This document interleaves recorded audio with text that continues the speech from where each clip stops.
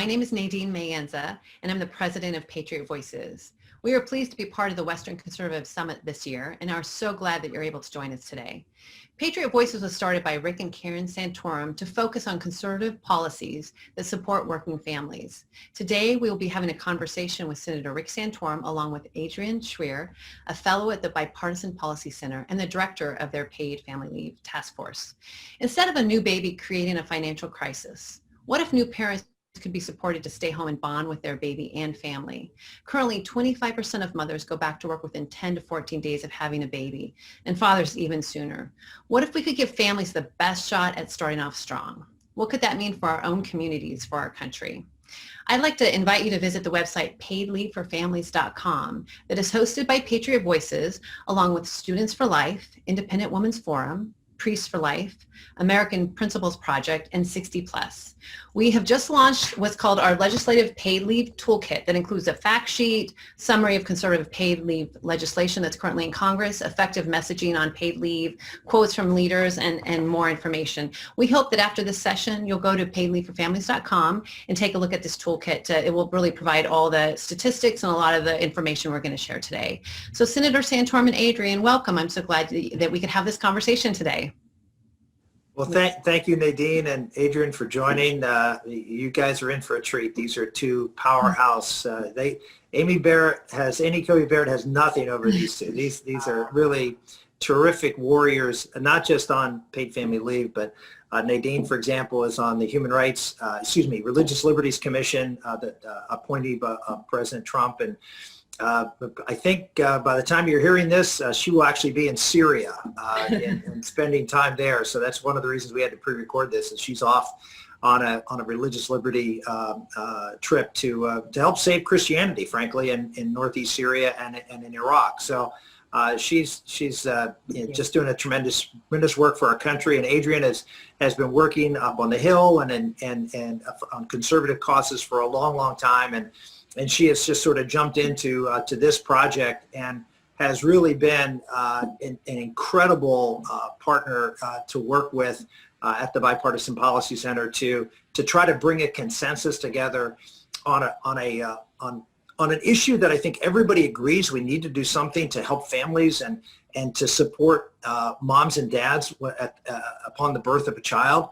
We see too many families breaking apart. We see too many children being raised without fathers in the home and being raised by all sorts of people other than mom and dad, and the problems that can come from that if not done well. There's a common bond that Democrats and Republicans have to do something, but to build a consensus around something that actually works, as opposed to the left solution, which is build a government program, tax everybody, mandate everybody, and have the government do it. We know that doesn't work, and it costs a lot of money, and it causes a lot of pain. And Adrienne's really been terrific in working with the White House and working with folks in Congress to build a consensus. So I'm just here to sort of ride along on their coattails, but I'm really glad to be back at the Western Conservative Summit. I've been there several times in person, and it's always energy. The energy is so great, and the enthusiasm for the cause, and to see so many young people in particular there to really drive the conservative movement in a lot of states that are very, very contested. I mean, obviously we have states that are going to be contested for the Senate. You got obviously a key one in the state of Colorado, but other states in the West, Arizona and Nevada, so many states in the Mountain West are now competitive states. We really do need your help in pulling these states into the win column. Great. Now, it's going to be an interesting conversation for sure. Senator, I thought it'd be great to start out with both of you sharing your stories on, both of you were early supporting paid leave before, maybe most people had even really spoken the word paid leave. You both had realized that it could be this really special policy that could strengthen families. Senator, why don't you start and kind of... Well, I'd actually, if you don't mind, since I've been talking already and haven't even met Adrienne, so why don't we let Adrienne go first and tell her story, and maybe she'll say something nice about me. I don't know. But maybe, if you're lucky. It was a very generous introduction, Nadine. I'm so happy to be here. I agree wholeheartedly with the senator that wish we were in person with all of you and there to feel the power in the room and the power that you're bringing to this cause. and excited to share with you why we think paid leave should be a conservative cause and something that Republicans pick up and run with and understand how important it is to the family. So my name is Adrienne Schweer. As Nadine said, I'm with the Bipartisan Policy Center working on paid leave. But long before that, I started on this issue. I was pregnant with my third baby, working at the Pentagon, and an awesome job, and had a high-risk pregnancy that ate up most of my sick and vacation days. And by the time we were lucky enough to bring beautiful baby Georgia into the world, I had just a couple of weeks with her before I had to go back to work.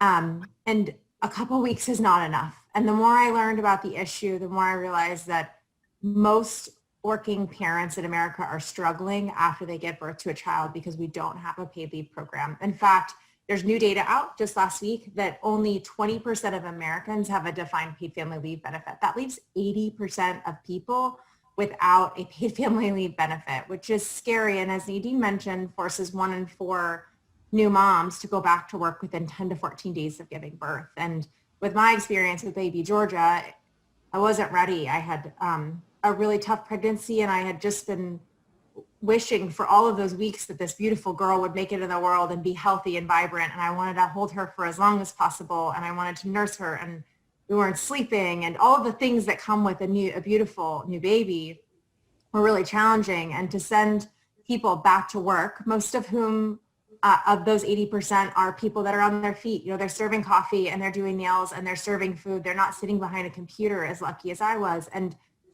it really challenged me to get involved in this issue. And what I found, Nadine, was that Republicans weren't thinking about it. Democrats had a stronghold on paid family leave. They had one policy proposal. It's called the Family Act, and it's led by Senator Gillibrand from New York and Congresswoman Rosa DeLauro from Connecticut. And they had almost every Democrat in Congress behind it. And there were no Republicans thinking about the issue. And it is a pro-family issue. Like, we fight for those babies to make it into this world, and we should be fighting for them on day one. And the most important thing to their, not just their survival, but their ability to thrive, is the way that they connect with mom and dad, and the role that mom and dad play. And the senator and I can talk about this a little bit more later on, but there is beautiful science behind the role for mom and dad being there for those first few months and those first days and those first weeks in improving childhood outcomes in America.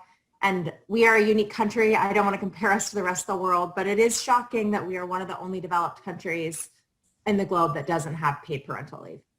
Right. So I started working on this issue almost 4 years ago now.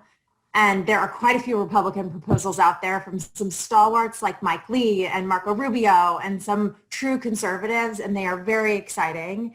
And Republicans have really left the charge in some interesting ways, thanks to the president and Ivanka Trump.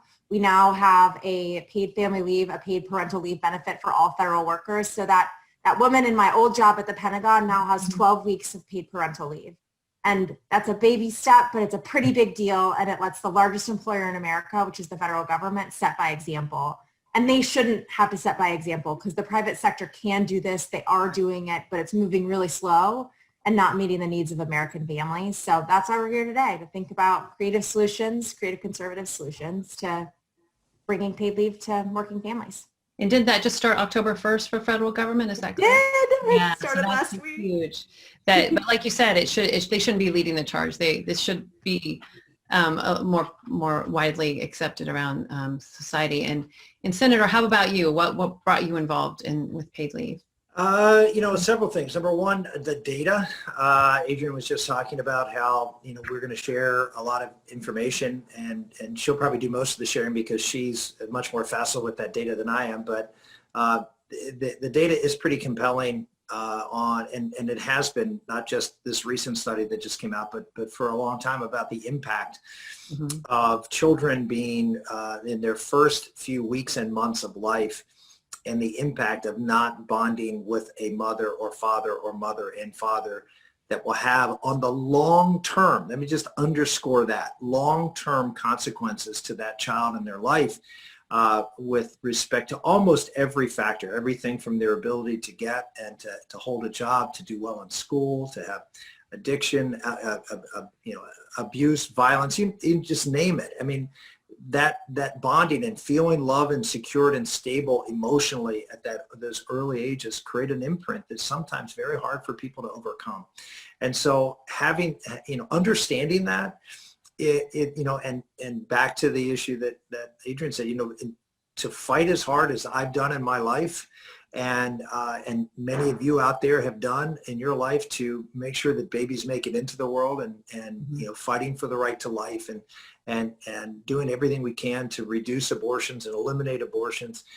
The argument has been made by the left many, many times. All you care about is having the child born, and then you don't care about the child after the child's born. Well, crisis pregnancy proved pregnancy centers proved that's wrong. And I'm very honored to say that my daughter now works for a crisis pregnancy center, so I can not only have supported them in many ways for many years, but now I'm supporting them with one of my beautiful daughters. That's not true. The pro-life movement does care about children after they're born, and moms going through a difficult pregnancy, and being there for moms after the child is born. Well, we need to be there for moms and dads and for children after the child is born to make sure that they get a good start to that life. And paid family leave, I know you're going to look at that and say, Rick Santorum for paid family leave from the federal government. Yeah, I am. And I voted against unpaid family leave. So wait a minute. This is my favorite part of the story. Yeah. Tell them how long ago that was, because it really shows your journey. Yeah, well, I was elected before I was legally available to be in the Senate. I was elected. No, I was pretty young. I was 1994, so it was 26 years ago. That we actually 93, I think it passed. 27 years ago. And I voted against it because I didn't want the federal government telling businesses how to run their business. And I still don't. Just to be very clear, if it was a paid family leave bill that said, we're going to mandate corporations to provide leave, I would vote against it. I wouldn't be for it. I don't think that's the right way for the government to interact. But that's not what these proposals are about. And as Adrienne mentioned, Mike Lee and I'll mention Bill Cassidy and Joni Ernst and others on the Senate side who've been, great leaders on this issue.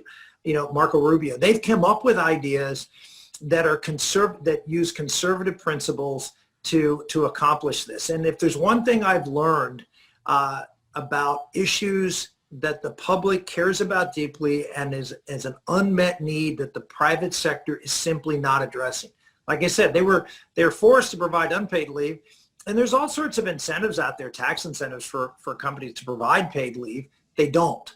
Mm-hmm. And I understand it can be difficult, but they simply don't do it. And as a result, there is this big gap, and the public wants that gap to be filled. And so I use the example of healthcare. We had, for years and years, we've had this cry from the public saying, look, there are tens of millions of people uninsured in America. We need to do something to make sure that Americans aren't falling through the cracks when it comes to getting health care. And Republicans for a long time said, well, the private sector will fix it, and really never put together a proposal to address that issue. Now, I can make the argument that back in the late 90s, Dick Armey, who was a congressman from Texas, who was Newt Gingrich's the leader, Gingrich was speaker, and Dick Armey was the Republican leader at the time, the Kevin McCarthy of the day, if you will. And he and I, when I was in the Senate, he was in the House, we put together a bill that provided tax credits for the uninsured to help people who were not covered by employer-provided insurance.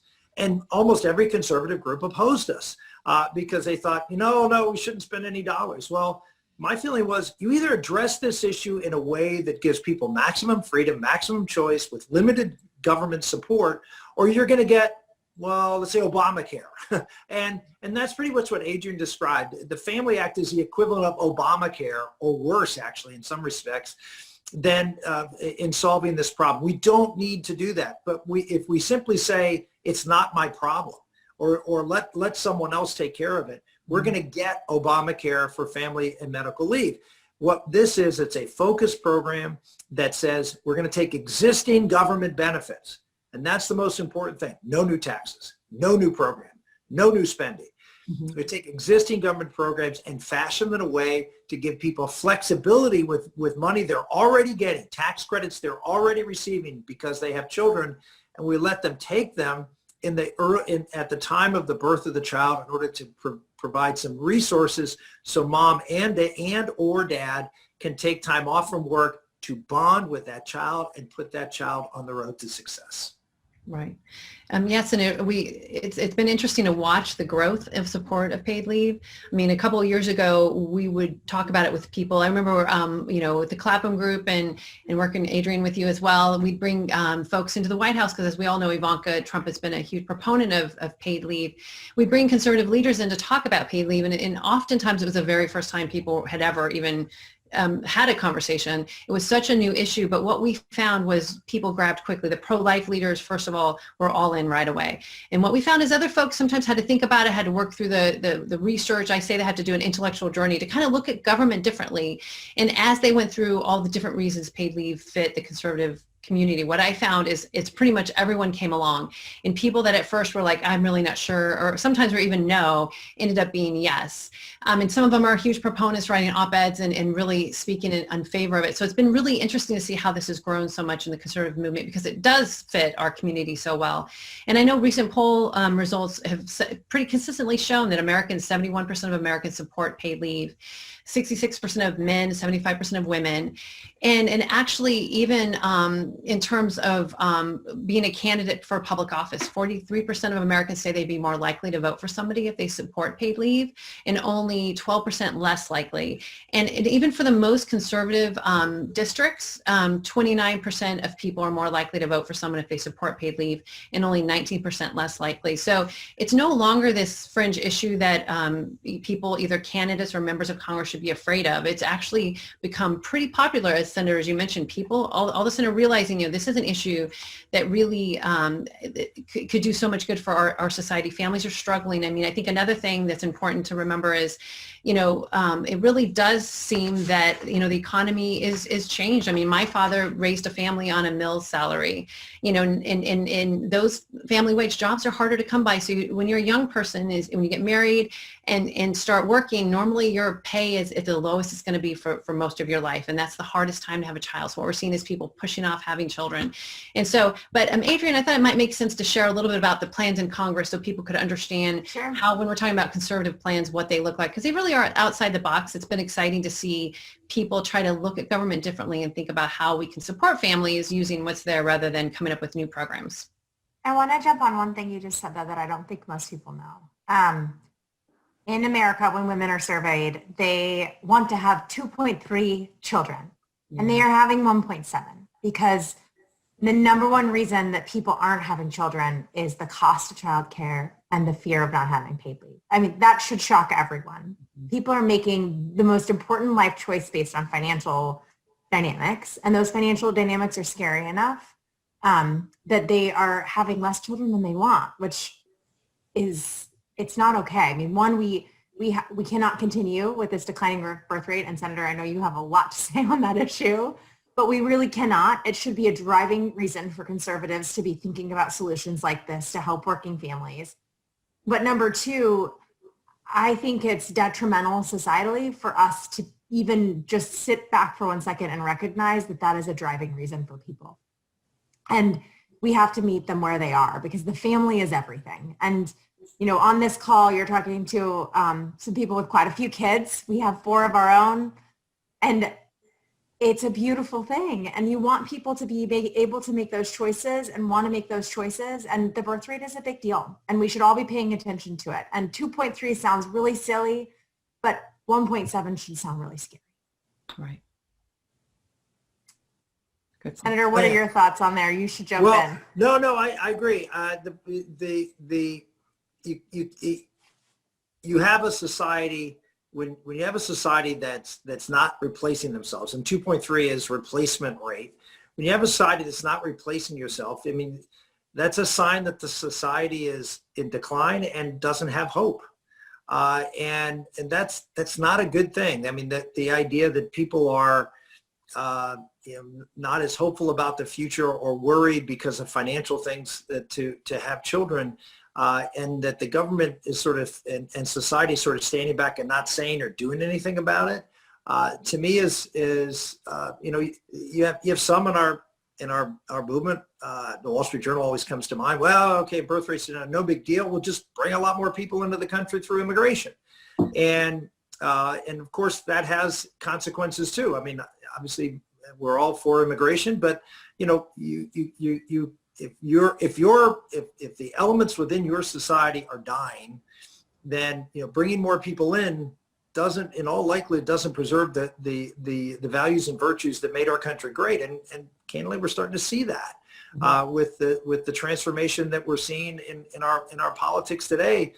You can say, well, is that driven by birth rates? Well, certainly not helped. So there, if you look at, I always use the example of Hungary as a country that has really recognized this issue. They were very, very concerned about declining birth rates there and the impact of immigration on their culture, and they reacted to it. They actually, if you look at the things they did, I mean, they have everything from baby bonuses to paid leave. You know, Adrienne, you can probably fill in a whole bunch of other things they're doing. But as a result of the government and society, and you know, it's not just, and this is one of the reasons I'm enthusiastic about talking about this issue. If all we do on this issue is pass a bill that says, you know, we are going to provide paid leave, then I think we'll fail. What this is about is focusing the American public on an important issue for the future of our country, and that is supporting moms and dads and having children. And as a society, not just with a government program, but as a society. I mean, wouldn't it be wonderful if we had the media and Hollywood and others talking about the importance of families, the importance of caring for our children, and moms and dads being there, you know, to nurture and support children? What if we actually had a bipartisan effort, you know, both from the standpoint of legislation, but also from the standpoint of public relations to the American public, that families matter, and that we need to be there for them, and that we see it's a priority, that we don't see it as something that's to sort of be tolerated. Oh yeah, I guess we have to have a kid or something, but or worse yet, you know, that pregnancy is seen as a problem as opposed to the beautiful gift that it is. And so I see this as really, I don't know what you'd call it, almost a way to sort of start the pro-life debate with a different emphasis, one that isn't pro-life with respect to abortion, but pro-life with respect to pro-family. And it's one that I think we can get the other side engaged in. And there are very few issues these days that you can see a bridge between the left and the right. And I just think this is one of them. And maybe we can learn from each other through that process. Great. I'd love to talk a little bit about the legislation and also about the bipartisan nature of this. I mean, I know I've interacted a lot with folks in the center and on the left on paid leave, and the exciting thing I've seen is there's a desire to not politicize this. Whenever leaders do start using this in kind of a political kind of language, even members of Congress in their own party say, no, please don't do that, because we all understand that we're talking about babies and families. There's certain things that should be off limits, and that we at some point in time, you know, the goal really would be to have a bipartisan plan. And I know that hopefully we're working towards this, but I'd love to, you know, have a little bit of discussion about the plans that are out there and what they could mean for families if they get passed. And is there a chance they could get passed? Sure. So building off what the senator said, part of the reason that conservatives and Republicans have been coming around to this issue is when they start to see the data, much like he did. Mm-hmm. The role that paid family leave can play in improving those childhood outcomes. So parents are more likely to take their kids to well visits and make sure that they're healthy and keep them on track. They're more likely to spend quality time in those early weeks and days with the baby, which creates a physiological response for both mom and dad to fall more in love with each other and more in love with their baby, which creates a stronger family from those first couple days. And parental engagement in those early years of a child's life is a huge driver. Academic research says this across the globe, but in particular, some of the most important studies happening right here in the United States show that if mom and dad are engaged with that baby, talking to that baby, loving on that child, really helping set boundaries and part of that ecosystem, then the child is likely to have better academic outcomes, less behavioral problems, less criminal challenges, like all of the factors that matter. This is one of the most core tenets. So true Republicans have seen this data and been swayed. And it was really exciting. Maybe 4 or 5 years ago, the stalwart was Senator Deb Fischer from Nebraska, stepped up, built the first bipartisan proposal. It was a tax incentive for businesses. So it said, and it was specifically focused on low-income workers, middle-income and low-income workers. So if you make $70,000 or less, then your employer qualifies for this credit if they offer you paid family leave. And Senator Fischer really tried to build out support for this. But what was really exciting was that President Trump, then candidate Trump, put out a paid family leave policy platform on his campaign that called for 6 weeks of paid parental leave. That challenged one of his primary contenders, Senator Marco Rubio, to also get behind paid leave and endorse Senator Fisher's bill and start thinking about it more holistically. And then when we were working on tax reform in 2017, Senator Fisher and Republican leadership along with the White House worked together to get that first bipartisan paid family leave tax credit passed into law. So it is a pilot. It's now been extended for another 2 years. It is in motion. It's small. It's hard to build corporate understanding of it, and it really hasn't moved the needle very much on who has access to paid leave.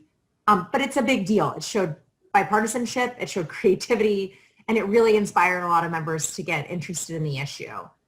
So we've now seen Senator Rubio, Senator Lee, Senator Ernst, and many others come around this creative idea, which would put, it's basically telling a generation of new parents who keep being told that they're never going to see a dollar from their Social Security, although they will, that that maybe they could draw down from it early to help from this early stage of life. Maybe for those first 2 weeks after you give birth to a child, you could borrow from yourself through Social Security by getting a little bit of money to help bridge that gap for your unpaid time off. It would ensure that moms and dads could take that 12 weeks and they would pay it back to themselves in the future by either extending their retirement or earning their way back towards it quicker. But you have to remember, as Senator Santorum said, when most people are starting their families, they are at their lowest income potential. They are just getting started. They don't have a nest egg to help support this. They're facing high childcare bills right after. And it's the toughest time. So it's a really creative idea. It doesn't cost the government more money. It is individual choice. Nobody's saying you have to do it, but it would be there for you. And I think most importantly to me, it would help my generation become endeared and understand the role that Social Security has played in society and maybe be committed to helping increase solvency, improve solvency, and improve the program more long-term. So Senator, I don't know if you have any ideas or things to say on that, but I will just say that Senator Rubio has really been a stalwart. It was a challenging thing to put forward, as everyone in this room knows. Talking about changing Social Security in any way is a dangerous topic politically, and he took a lot of risk to think about a creative way that wouldn't cost more money, that would give people individual choice, and probably have some really positive long-term outcome for the program. But Senator Lees and Senator Ernst have also been thinking creatively about how to tweak the idea a little bit. They in particular feel really strongly that if you take the money, you should take the time off, that you can't. One thing that everybody in this room who is a working parent understands is that sometimes you need flexibility. Sometimes you only need 2 or 3 days in those early weeks because you're dad and you want to be there and help, but you also can work a little bit. And that flexibility works with Senator Rubio's idea, but it doesn't get to the core crux of infant development challenges. So Senator Lee and Senator Ernst feel really committed that if you take the money to take paid time off, you should be there with your baby full time for that time. And so that's the difference between their two bills. Did I explain it all right? I think so. No, you did great. And, that was, those are the first ideas out there. And, I too, I agree with you. I think it's hard to quote, mess around with Social Security. And there was a lot of pushback on it. I think, the pushback is by and large demagoguery, which is always the pushback on doing anything with Social Security. The reality is that it would draw attention, as I think Adrienne's correct, it would draw attention to the valuable role that Social Security, plays in our society.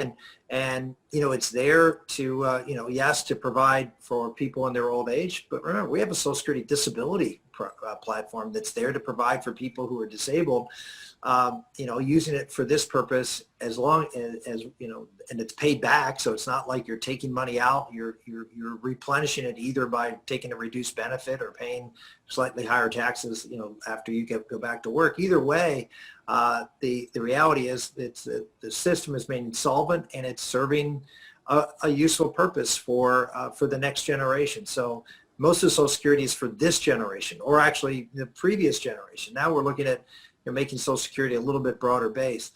Having said that, I have to give credit to Senator Cassidy and actually Senator Sinema from Arizona, Democrat, for coming together on the only bipartisan bill that's been put out there. And it's not on Social Security, but it uses the child tax credit. And so that's a situation where, if you have when you have a child, and you're lower moderate income, and that's who this program is targeted at, you receive a credit, a refundable credit for each child that you have in your family every year. And so what this program does, it says you take a slightly reduced child credit for that child every year, and you take that money and use it at the first few weeks of life of that child, and take that time off, using that money to take that time off from work to be able to support you in doing so. And again, you pay it back. Why? Because instead of getting $2,500 for that child in future years, you get $2,000.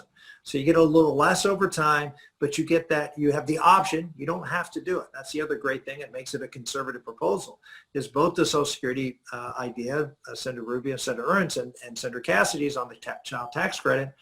It's all optional. It's all voluntary. It's all existing money. It's all existing programs, no new taxes, and it's revenue neutral. So it just says, here are government programs out there right now. Let's make them family friendly. Let's make them flexible. Let's make them work so we can help children at this very, very vulnerable time. And as Adrienne said, the data is overwhelming, and it's not just for moms and for the child, it's also for dad. And Adrienne did talk about how this time of bonding is so important for children. It's also really important for dads, particularly dads who are not married to the mother of their child.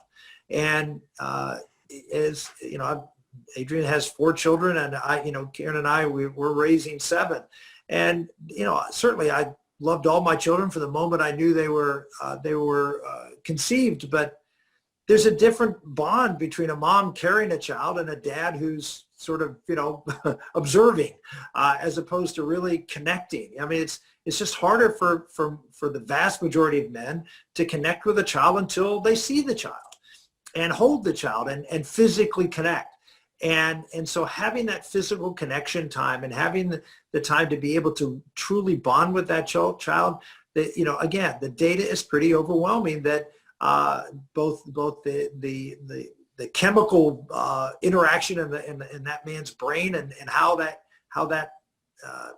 that bonding with that child and the impact on the long-term relationship between the father and that child is in many cases formed during those few first weeks. And we need to do what we can, particularly for non-resident fathers, to be a factor in that child's life, and that's what we can accomplish with this. Yeah, I agree. I think that some of the studies on fathers was some of the most exciting that I had read. I know the one study I think I saw in an event at the Bipartisan Policy Center actually about how fathers produce the love hormone oxytocin when they're with babies those first few weeks, which is the same when the mother does when she's nursing. So you have this, as you mentioned, the hormonal connections going on. And of course, other studies say that when the father is home those first few weeks, that, he's more likely to be involved in child rearing. And then other studies say when father's involved in child rearing, the child's more likely to do better academically. And you can just see how this impact on a child comes down to those first few months. If only families had an opportunity, and no matter what their income level, to be able to spend that time together, those first few months, what that could possibly mean for our country. And it's really exciting. I think we've all seen a lot of data about what's happened to the family in America and what's happening to children in America. And I think one of the most promising and exciting thing, and I hope some of you are watching this right now, is that young men today want to be good dads. They want to be good dads from the beginning of that child's life. Our data shows that young men tend to be some of the most excited and supportive of paid family leave, and they want to be able to take it. When we had our first baby, I was able to take time off with her, and then my husband took 4 weeks after that time, and he was stuck alone changing diapers and feeding the baby. But that appreciation, that love, the bond they built in those 4 weeks, it has been a tremendous net positive for our family. And every family, especially every dad and their child, should have that same beautiful connection. I want to go back to the legislation for just 1 second, because I think giving credit where credit's due is really important. And like Senator Santorum said, Senator Cassidy of Louisiana has been incredibly creative in thinking about ways to reach these families. As a physician himself who really gets this data, when presented with it, he has been pushing his team to come up with something that could get done. It's just a baby step. It's a start, right? It's a way forward. He's not saying we're solving every issue, but it's very creative. And he recruited Congresswoman Elise Stefanik from New York to lead the House version of the bill. They both have Democratic co-sponsors. In fact, Elise Stefanik's co-sponsor is a member of Congress from Dallas, Colin Allred, who was the first man in Congress to take paternity leave. So really powerful set of bipartisan members driving this idea forward. And you will remember, again, with tax reform in 2017, one of Ivanka Trump and President Trump's #1 priorities was doubling the child tax credit. So within the last couple of years, we have taken that tax credit from $1,000 to $2,000. And the creativity that Senator Cassidy had in this idea is, you know, newborn care and newborn time, right when you come from the hospital, is the most expensive time of parenthood. Infant care is not only hard to find, it's low quality, and it doesn't replace the value of being with mom and dad. So let's pull those resources forward if you choose, and you can get a check to help support your time during that first couple months of life. And then you just say, instead of $2,000, I'm going to have $1,500 for the years to come, and you pay it back over 10 years. It is remarkably creative. And those $500 that people are deferring were $500 that they didn't have 3 years ago before tax reform anyway. So it is, I am excited to be telling you these stories of conservative stalwarts in the Senate and the House who are coming up with creative ideas, recruiting bipartisan dance partners to move these things forward.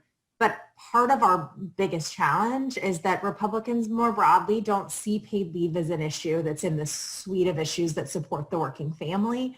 And the more we can understand it and think about it as an issue that fits in our suite of advocacy, the more I think Republicans will continue to get creative and move this ball forward. But in the last 4 years, we have seen a pilot tax credit. We have seen the president say, we're going to set by example. We're the largest employer in the world. We're going to have paid parental leave. And then a very targeted emergency response for COVID created a paid family leave program that's just for this time. But Republicans have been key proponents and participants in all of those policies. And that's a lot of change in just 4 years. So it's exciting to see the potential and the momentum. And we still have some ways to go, but part of that is everyone watching this event can go to paidleaveforfamilies.com and download our briefing book and give it to their member of Congress. And it helps explain to a member of Congress why it matters. It gives all the research we've talked about. You know, one of the other things is for conservatives, we talked about the birth rate, and that means more taxpayers in the future. So that already helps the budget. So paid leave doesn't cost anything. It already helps the budget in terms of producing more taxpayers in the future. But also, you know, several studies have shown that after taking paid leave, mothers are 39% less likely to go on public assistance and 40% less likely to need food stamps, because it keeps people connected to the workplace. It keeps people engaged and ready to go back to work rather than just leaving work and going on public assistance.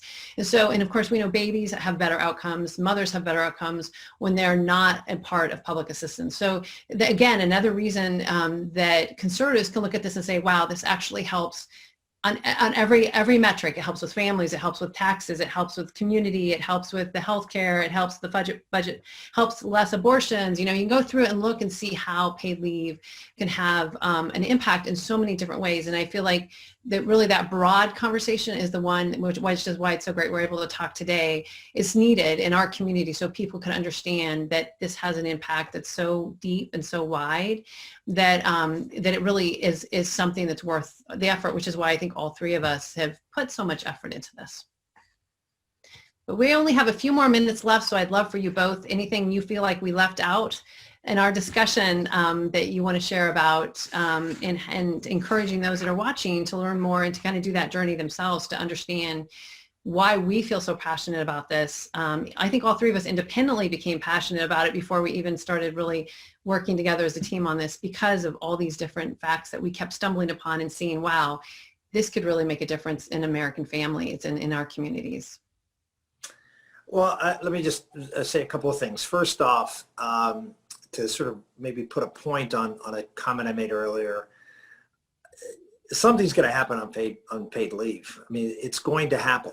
And it's just a question of whether Republicans want to do what we did with so many things in the past, which is just be cheap Democrats. In other words, go along with bad Democratic ideas to help families or to help people who are struggling or whatever the bill was about, and just say, okay, we'll do it, but we'll spend less. Or worse yet, the Democrats have enough that they can actually pass enough support in the Congress so they can actually pass something without Republicans, and you get something really bad like Obamacare, and then we spend all of our time trying to fix the mistake we've made, and society is hurt as a result of it. We can't afford to do that. I mean, the reality is that America has changed. I wrote a book back in 2005 called It Takes a Family. And I said that, that it really should be the role of conservatives to not just think about, well, how well is the economy doing? How much money are we making? Is that the only judge of whether we're a successful country? Is that we're making money? No, it's just that we're building good and decent people and families, and we have a quality of life that is good and holy, and all the things that we really believe in as a virtuous society. And who does that? Well, the family does that. So why as we as conservatives don't pay attention to the health of the family? All we care about is the health of the economy. The reality is that the family is the building block of the economy. Every family has its own little economy. And we don't seem to care much about that. Or we seem to think, well, we shouldn't mess around with that. When in reality, if we don't, we get what we have, which is a majority of children in America being raised without a father in the home, that 75% of poor kids are being born without fathers. I mean, and then you have movements like Antifa and Black Lives Matter saying where they want to destroy the nuclear family. Well, if they want to destroy the nuclear family, and they're the other side, well, what about us? We can say, oh, we're pro-family. Well, prove it. Do something. Don't just talk about it. Just say, boy, it's nice if that would happen. This is the kind of fecklessness that the public sees in conservatives, where we say we're for something, but we just don't do anything about it. Now, I used the pro-life example as a good example. For a long time, they were right. We didn't do anything. We just said, don't do it. Let's ban it. And then we decided, you know what? It's real, and so we better deal with this reality. And actually, because we do love children, we do love moms, and particularly moms who have been lied to and are now abandoned and feel like they have no hope but other than abortion, to actually do something to support them. Well, what about a mom who decides not to have an abortion? And we want to provide, support for them. This is another way of showing that we really are pro-life, and that we really are pro-family, and that we really do care about children, and that we really want a society that has the opportunity to form good and decent children, so we have a better future. So I guess I'm sort of getting on my high horse here, but I've just seen it too long within the movement that all we seem to care about is numbers. We just care about, what's the GDP look like, and whether whether we're creating jobs. All important things, all for it, but there's more to society than that. And so I really ask you to sort of step back and think about it, not just because politically it's the smart thing to do, or that we get real bad policy, which we will if we do nothing, but because we should do something. And if you don't like these ideas, fine. These aren't, it's not the end of the road. Come up with something else to help and put something else forward. I'm excited to hear. Be nice to have a whole bunch of conservative ideas about this issue. So look, I appreciate you're here. You're here to learn about the conservative movement. You're here to learn about how you can take ideas and go back to home, to your church, or to your school, or to your book club, or whatever that you're having, whether socially distanced or virtual, and talk about conservative ideas that are right for the country. You just need to add this to your quiver and really understand that family policy is important. And I think more and more Republicans are beginning to get that. My book was written in response to Hillary Clinton's book, It Takes a Village. And their village is the government, and our village is the family. I mean, our village is the church. Our village, who's raising children, is not the village, but it's the nuclear family. It's the extended family. It's the church. It's the neighbors. That's what has worked in America for so long, and is not working so well these days. And as a result, a lot of people falling through the cracks. We need to have that vision, and we need to be forceful in articulating that vision in all of our political discourse. Thank you, Senator. Adrienne? It's pretty hard to follow that one. I was going to let you. Everything he said. The only thing I would add on to that is that I think coronavirus has elevated and made us all think about the value of the family and the policies that we need to surround them with. And I will just flag that very little was put in place to help new parents through the hardest time in modern history to have a baby. Right. You are in many places. There were parents going in where their husband wasn't allowed to be in the hospital at the time, where they're wearing masks while giving birth, where they're there and shoot out maybe before they were ready to leave the hospital. We have some of the highest maternal mortality rates in the world. It is a really scary time, and nothing has been done. Childcare is more expensive and hard to find now than ever, especially infant care. And new moms are still going back to work 10 to 14 days after giving birth. And I think that should scare all of us. And I'll flag it up the other side too, which is that, coronavirus has really highlighted that we want to be there for our family, for our newborns, for our children, for our aging parents that may be living in facilities. And that nuclear family that wants to be destroyed has become the most important infrastructure in human life. And we're not doing a lot to help support them through this. There is no lobby for the family. There's nobody out there lobbying for children. There are great teachers unions, but there aren't student unions for the K through 12 kids moving the needle out there. So I'd ask all of us to think about post-COVID, what have we learned about the importance of the family, and what are we doing moving forward to make sure that when crises like this happen on a macro stage, at a national, global stage, or just in your home, we have set them up for success, to overcome those hurdles and to move forward as productive members of society. I think paid leave could be in that suite of tools. I agree. Two really powerful closings from both of you.